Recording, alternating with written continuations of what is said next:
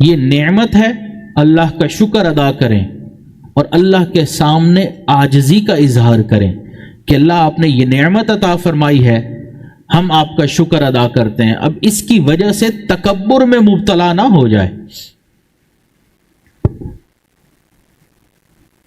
اب اگلی بات کہ کئی مرتبہ انسان کے پاس مال آتا ہے تو اس کو وہ اللہ رب العزت کی طرف سے نعمت سمجھتے ہیں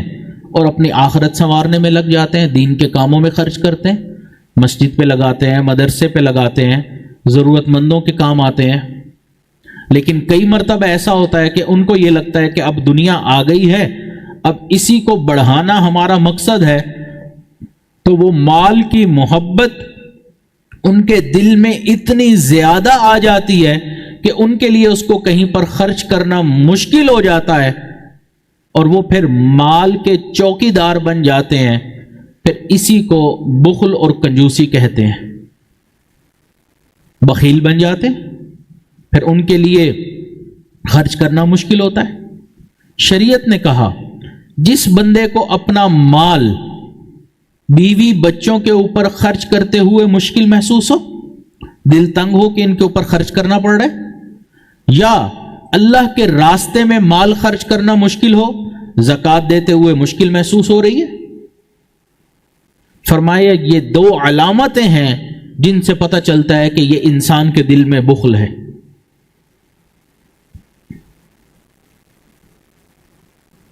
اگر انسان حقوق اللہ اور حقوق العباد پورے کر رہا ہے اور اللہ نے مال بھی دیا ہے تو وہ بخیل نہیں، لیکن وہ پورے ہی نہیں کر رہا، مال خرچ کرنا مشکل لگ رہا ہے بچوں کے اوپر، بیوی کے اوپر، حالانکہ نبی علیہ الصلوۃ والسلام نے ارشاد فرمایا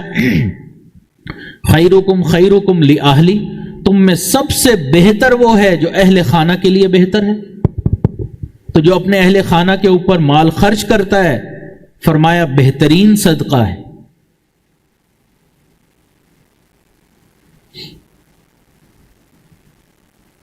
اللہ رب العزت نے بخیل انسان کے حوالے سے قرآن مجید میں ارشاد فرمایا وَمَن يُوقَ شُحَّ نَفْسِهِ فَأُولَٰئِكَ هُمُ الْمُفْلِحُونَ، اور وہ لوگ جو حرص نفس سے بچا لیے گئے بس وہی کامیاب ہو گئے۔ کہ جو بخل کرنے والے نہیں ہیں نا وہی کامیاب ہیں، جو بخیل ہیں وہ ناکام ہیں۔ شح کہتے ہیں بخل کو، کنجوسی کو۔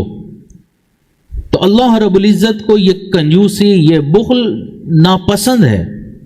ایک جگہ ارشاد فرمایا وَلَا يَحْسَبَنَّ الَّذِينَ يَبْخَلُونَ بِمَا آتَاهُمُ اللَّهُ مِنْ فَضْلِهِ هُوَ خَيْرٌ لَهُمْ بَلْ هُوَ شَرٌ لَهُمْ سَيُطَوَّقُونَ مَا بَخِلُوا بِهِ يَوْمَ الْقِيَامَةِ،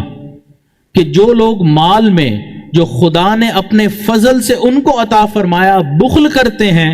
وہ اس بخل کو اپنے حق میں اچھا نہ سمجھیں بلکہ وہ ان کے لیے برا ہے۔ وہ جس مال میں بخل کرتے ہیں وہ قیامت کے دن توق بنا کر ان کے گلے میں ڈالا جائے گا۔ تو آدمی ایک طرف تو یہ سوچتا ہے کہ میرا بینک بیلنس بڑھ رہا ہے، اللہ رب العزت فرماتے ہیں یہ مت سوچو، یہ خیر ہے، یہ تمہارے لیے شر ہے کہ تم اس کو بیلنس کو بڑھاتے چلے جا رہے ہو، لیکن جب خرچ کرنے کا موقع ہے تو تم خرچ کرنے کے لیے ہاتھ ہی نہیں کھول رہے۔ تو شریعت نے بخل سے منع فرمایا،